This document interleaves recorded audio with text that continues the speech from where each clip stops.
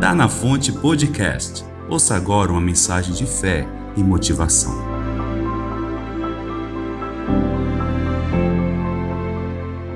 Então abra sua Bíblia comigo, por favor. No livro de Lucas, no capítulo 6, verso 6 ao verso 10. Lucas, capítulo 6, verso 6 ao verso 10. Posso ler, queridos? Então vamos lá. Sucedeu que, em outro sábado, entrou ele na sinagoga e ensinava. Ora, achava-se ali um homem cuja mão direita estava ressequida. Os escribas e os fariseus observavam-no, procurando ver se ele faria uma cura no sábado, a fim de acharem de que o acusar. Mas ele, conhecendo-lhes os pensamentos, disse ao homem da mão ressequida: levanta-te e vem para o meio. E ele, levantando-se, permaneceu de pé. Então disse Jesus a eles: que vos parece? É lícito no sábado fazer o bem ou o mal? Salvar a vida ou deixá-la perecer? E fitando todos ao redor, disse ao homem: estende a mão. E ele assim o fez, e a mão lhe foi restaurada. Mas eles se encheram de furor e discutiam entre si quanto ao que faria a Jesus. Agora olhe para mim, presta atenção.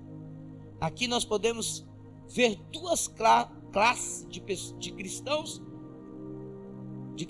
Primeiro, aqueles que eram os religiosos, tinham um conhecimento tremendo da palavra, ensinava a palavra, eles tinham todo o conhecimento da história dos profetas de Israel, eram conhecidos como os doutores da lei, ou os doutores da palavra.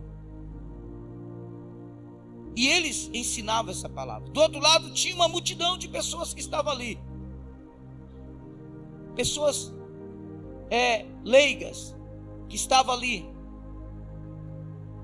Agora, a Bíblia diz que Jesus entrou na igreja e ele deu de cara com essas pessoas que estavam ali. E no meio dessas pessoas, presta atenção por favor, tinha um homem que ele tinha uma deficiência em uma das suas mãos. Se você não sabe, a sociedade e a religião daquela época tratava todo tipo de deficiência como alguém infeliz, uma pessoa que foi marcada pelo mal, um amaldiçoado. Por isso ele não podia estar ali no meio da igreja. Para você entender, uma pessoa que tinha algum tipo de deficiência não podia participar do culto. Ele era um impuro, ele era um infeliz, ele era alguém que Deus predestinou para viver. Eles criam assim, infeliz. Ele vivia à margem da sociedade, a própria sociedade também o excluía. O sistema religioso daquela época o excluía, a sociedade o excluía. Por isso que ele está ali na igreja, mas ele não está no meio.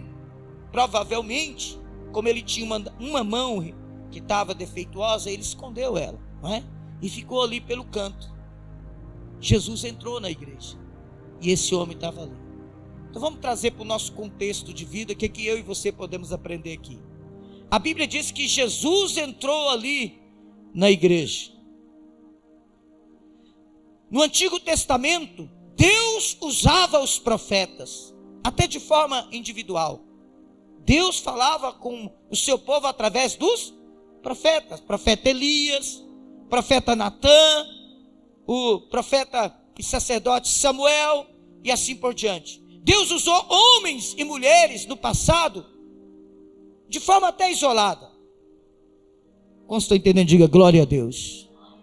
Mas quando Jesus veio, ele então inaugura um novo tempo, em que ele não quer mais usar apenas homens e mulheres de forma isolada. Então ele traz 12 com ele, e ele começa então a formar a igreja. Quantos estão entendendo? Diga aleluia. E Deus começa a mostrar para Israel e para o povo dele que vai começar um novo tempo.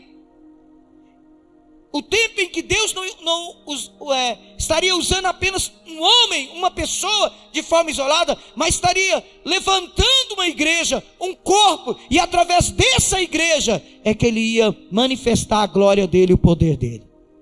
Jesus entrou na igreja. Lembra em Mateus, marca aí por favor, marca aí esse texto de Lucas 6. Eu estou me lembrando desse texto, se eu não me engano é Mateus capítulo 16, versículo 16. Mateus capítulo 16, versículo 16 em diante. Mateus 16, 16. Quem achou aí, diga glória a Deus. A palavra diz: respondendo Simão Pedro, disse: Tu és o Cristo, o Filho do Deus vivo. Então Jesus lhe afirmou: bem-aventurado és, Simão Barjonas, porque não foi carne e sangue que te revelaram, mas meu Pai que está nos céus. Também eu te digo que tu és Pedro, e sobre esta pedra edificarei a minha igreja, e as portas do inferno não prevalecerão contra ela. Dar-te-ei as chaves do reino dos céus. O que ligares na terra será ligado aonde, irmãos? O que desligares na terra será desligado nos céus. Jesus disse: eu vou edificar uma igreja.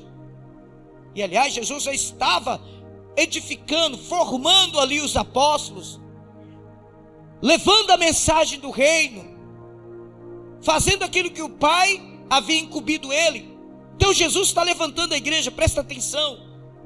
Vou repetir: Deus agiu no passado através de pessoas isoladas. Agora Jesus está começando um novo tempo em que ele diz: eu vou agir através da igreja. As portas do inferno não prevalecerão contra a igreja. Pedro estava tendo a revelação sobre a pessoa de Jesus. Hoje, para você, isso é café com leite, né?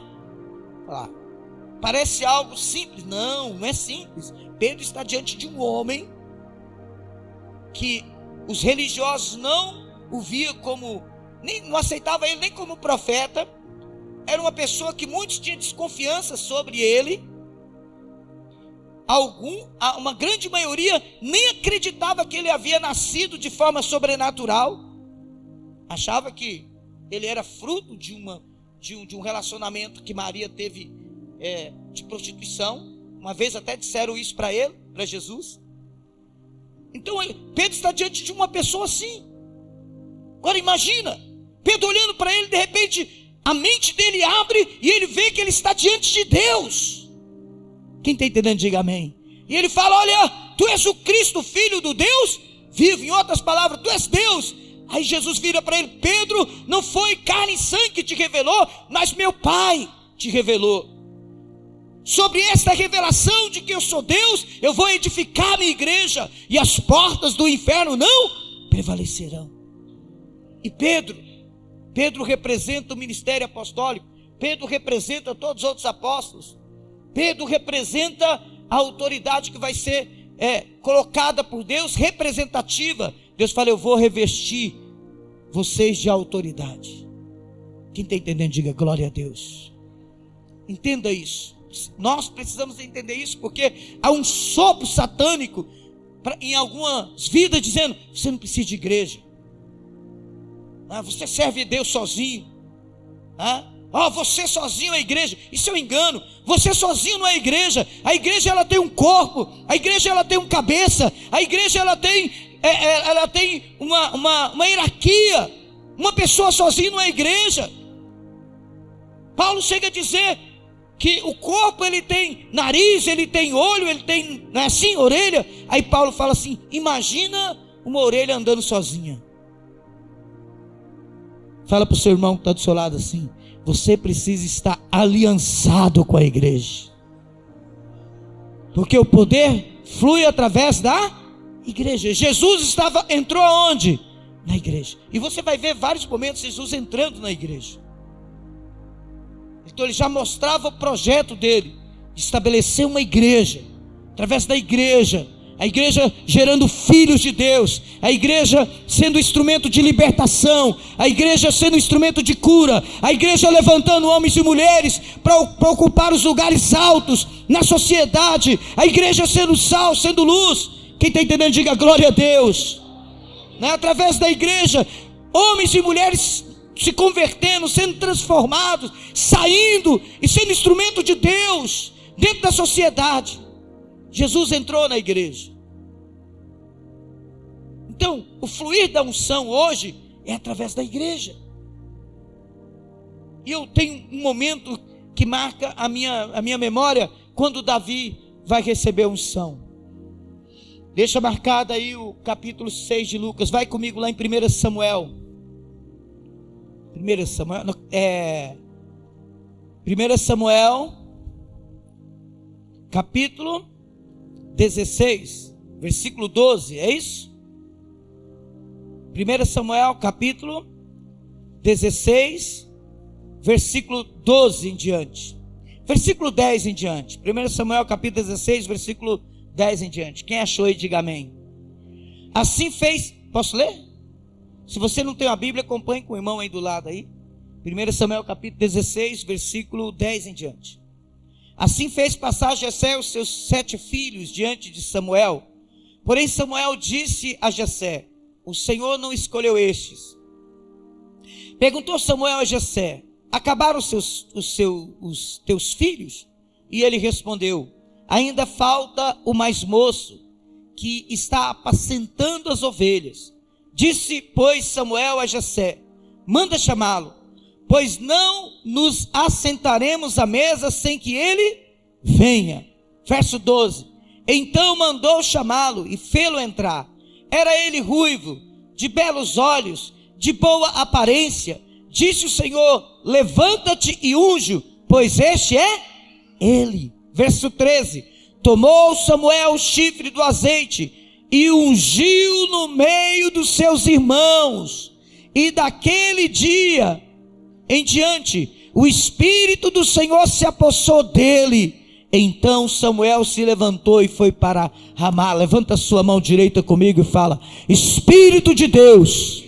Não, levanta bem alta a mão, querido. Diga bem forte, diga: Espírito de Deus, como se apossou de Davi, se apossa de mim. Fala: Senhor, que o seu Espírito se aposse de mim.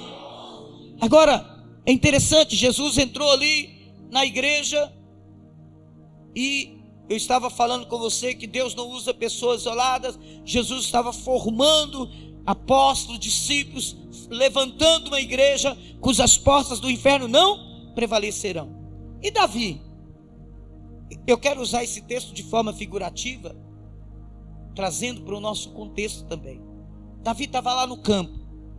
Só para você entender, quando o profeta chegava em qualquer região, tanto é que ele falou para Deus: Deus, eu vou lá para ungir alguém no lugar de Saul. Foi para isso que ele foi, não é verdade? Saul vai ficar sabendo que eu estou indo lá e alguma coisa importante vai acontecer. Ele vai querer saber, se ele souber que eu vou ungir uma pessoa no lugar dele, o que vai fazer? Minha cabeça vai rolar, porque Saul era assim, era carnal. Saul começou bem, mas terminou mal. Em nome de Jesus, conosco vai ser o inverso. Às vezes a gente começa mal, mas nós vamos terminar bem em nome de Jesus. Talvez o nosso começo de fé não é muito bonito, mas na medida em que o Espírito vai se apossando de nós, nós vamos crescendo no Senhor, vamos sendo transformados e nós vamos terminar bem a nossa carreira na fé. Quem crê nisso, diga glória a Deus. E aí, queridos, Davi está lá no campo, um evento, o ápice do evento, presta atenção, hoje, vamos dizer que o presidente da república vai chegar na casa, lá na minha casa, um exemplo, e ele tem algo muito importante para fazer na minha família. Aí eu chamo a Clefs, mais uma das minhas meninas, e deixo a outra de fora. O que você acha? O que você acha? Você ficaria feliz? Pensa, vamos falar uma coisa mais simples. Jantar de Final de ano. Acontece isso muito meio de família, não acontece? Alguém fala, não, fulano não chama não. Chamou todo mundo, esqueceram fulano. Ele vai ficar feliz? Ah, peraí. Quem acha que ele não vai ficar feliz, levanta bem alta a mão. Agora imagina esse momento, querido. Não é um momento qualquer, é um momento sobrenatural. Algo estava para acontecer de forma sobrenatural.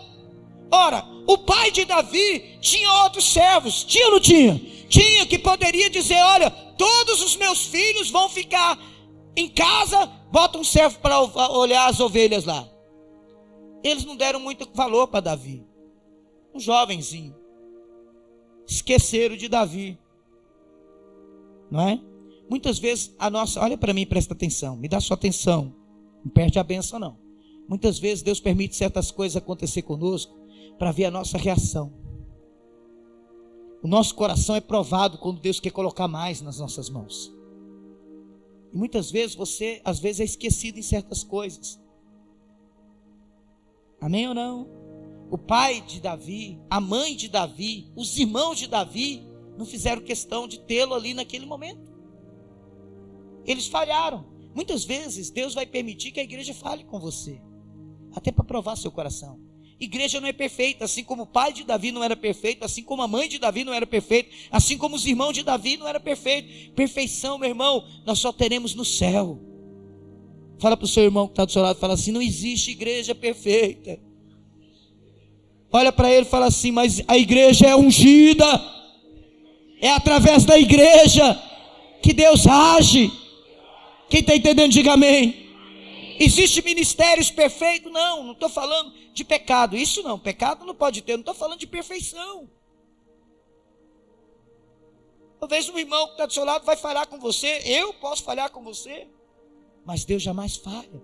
E muitas vezes Deus permite isso acontecer para provar o seu coração. Vou dizer mais, presta atenção, quando Deus quer fazer algo na sua vida, muitas vezes Deus permite algo acontecer com você para provar a sua fidelidade com Deus, a sua fidelidade com a igreja. Muitas vezes Deus vai permitir algo acontecer para ver qual vai ser a sua reação, porque dependendo da sua reação, você pode ser aprovado ou você pode ser bombado.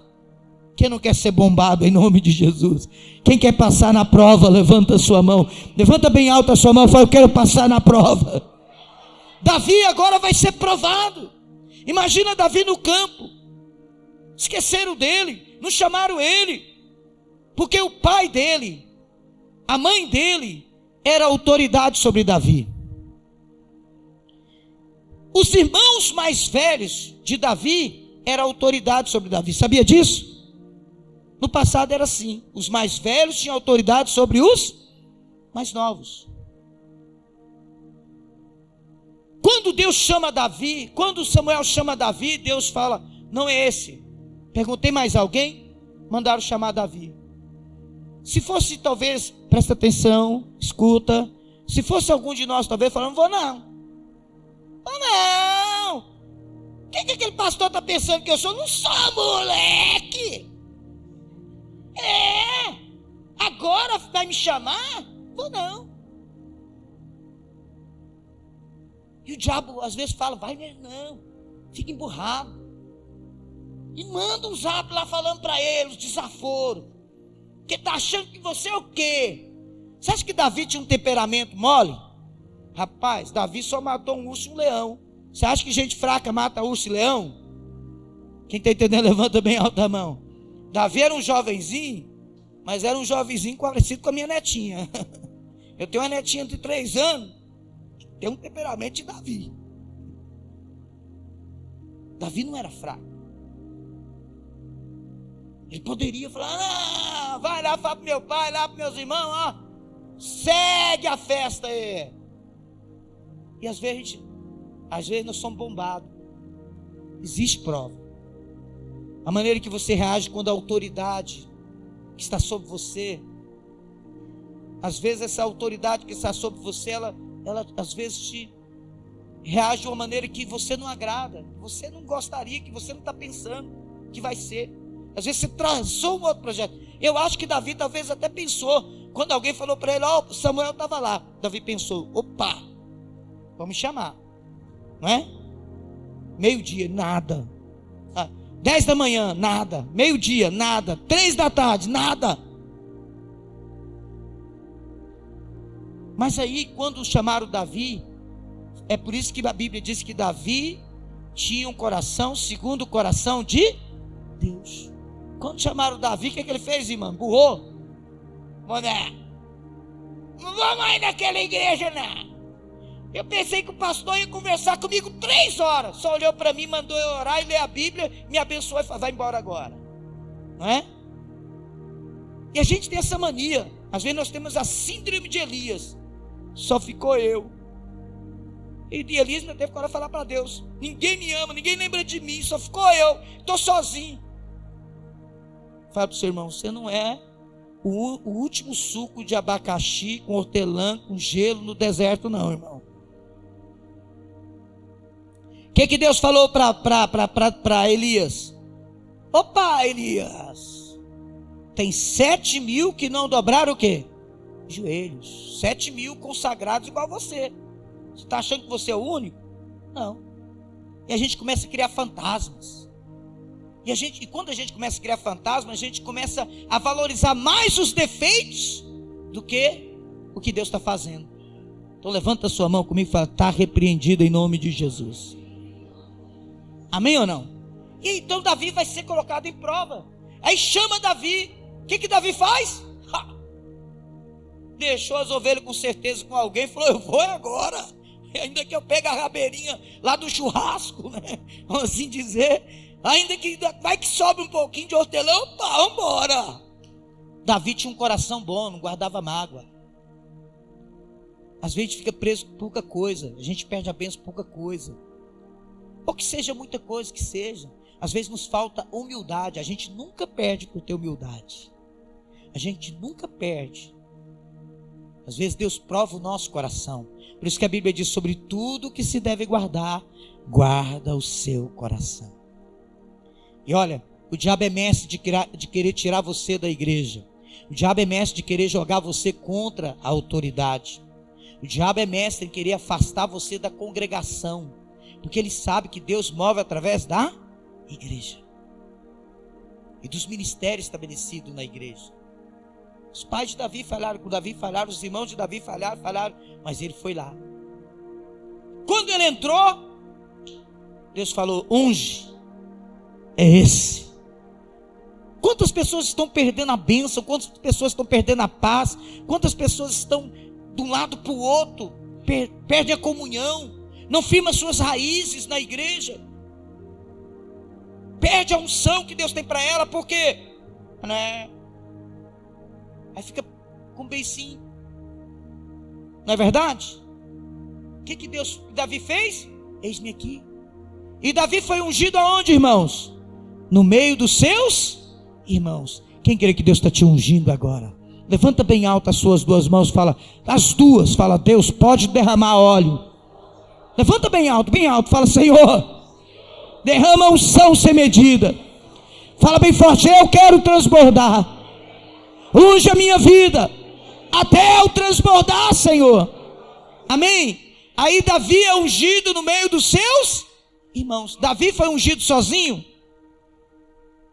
Deus poderia ter falado com Samuel. Samuel, não tem nenhum desses aqui não, Samuel. O homem que eu tenho, o rapaz que eu tenho, ele não está aqui, está lá no campo. Deixa esse povo aí e vai lá no campo. E unge Davi lá com as ovelhas. Ele está lá. Deus poderia falar assim ou não poderia? Mas Deus já estava mostrando que Deus estava preparando um novo momento em que ele ungiria pessoas que estariam em família.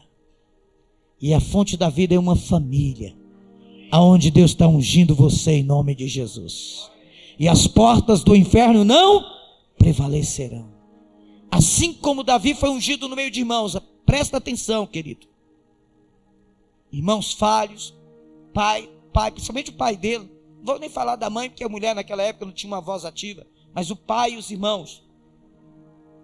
Mas foi ali. E Samuel representa o ministério apostólico, ainda que Samuel não tem o título apostólico, mas ele representa o ministério apostólico. E o óleo é derramado. a Bíblia diz que o Espírito do Senhor se apossou sobre Davi. Davi nunca mais foi o mesmo.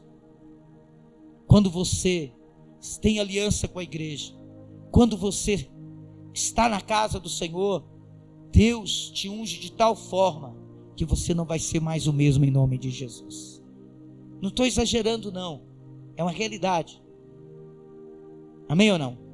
Então, Deus não ungiu Davi isolado. E Deus não vai te ungir de forma isolada. Tira isso da sua cabeça. Eu vou montar o meu grupinho isolado aqui. Não, eu vou ficar ali isolado. Tu vai perder a unção, tu vai perder o mover de Deus, tu vai perder o que Deus quer fazer na sua vida, tu vai perder a cura, tu vai perder a prosperidade, tu vai perder as experiências sobrenatural que Deus tem para você. Não faça isso em nome de Jesus. E entenda algo: se tem uma coisa que o diabo é mestre, é em trazer e colocar do seu lado pessoas infelizes, pessoas que não tiveram sucesso naquilo que naquilo que elas fizeram e não deu certo, pessoas frustradas para querer tirar você da casa do Senhor. O diabo sabe que se você firmar, você vai crescer, você vai viver o melhor de Deus, e ele não quer que você seja frutífero. O Salmo 1 diz que o justo é como árvore plantada na casa do Senhor, que você deve estar, e ele vai dar muitos frutos, e tudo que fizer prosperará. Vou profetizar na sua vida: fica firme na fonte da vida, porque vai começar um tempo na sua vida que aonde você colocar as suas mãos, seus pés, vai dar certo em nome de Jesus. Vai dar certo em nome de Jesus. Aí você fala: bispo, mas não vai ter luta? Davi enfrentou o gigante Golias. Teve Golias, teve outras batalhas, teve resistências, teve problemas, mas Davi venceu todas. E você vai vencer todas em nome de Jesus. Levanta sua mão e fala: eu vou vencer todas as batalhas. Então, esse homem está lá na igreja, esperando o quê? Por que ele entrou ali?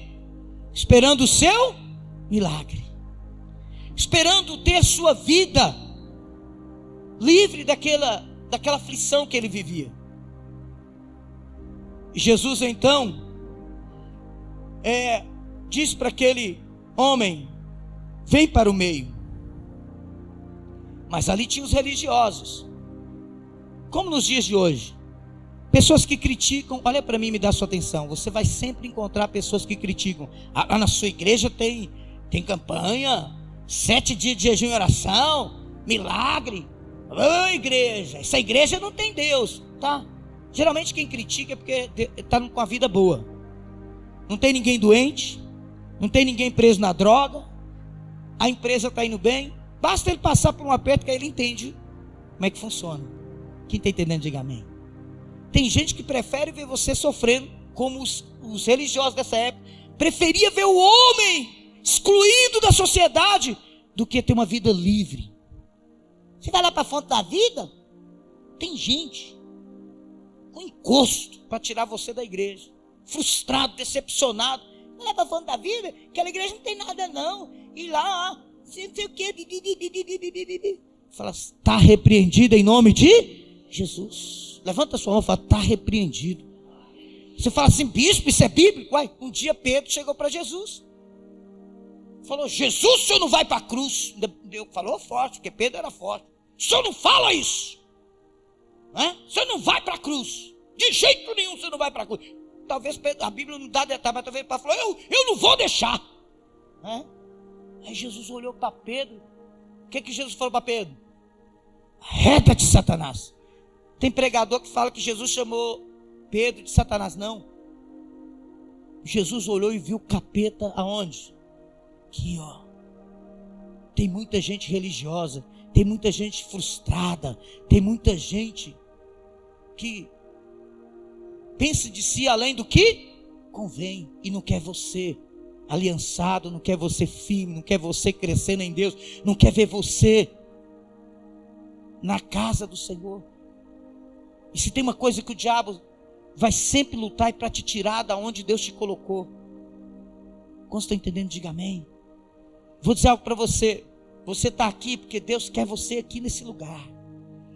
Deus quer que você firme as suas raízes neste lugar, porque você vai dar muitos frutos em nome de Jesus. E esse homem estava lá. E ele teve que sair do meio. Tem que sair lá do esconderijo e ir para o meio. E você não pode se intimidar. Você não pode aceitar os ataques do inimigo. Em nome de Jesus. E você não pode ficar dando ouvido para aqueles que ficam criticando a sua igreja, apontando os defeitos da sua liderança. Talvez o outro servo que foi ficar no lugar do Davi falou: ei, Davi, você vai lá, seu pai nem te chamou, mas você vai lá. Davi falou: fica aí no seu lugar aí. Deixa eu pegar minha bênção, irmão. Quem não quer perder a sua bênção, né? E aí o que aconteceu? Davi foi ungido. E aí o que aconteceu com esse homem? A mão dele foi restaurada. Deus vai restaurar o seu lar. Deus vai restaurar as suas finanças.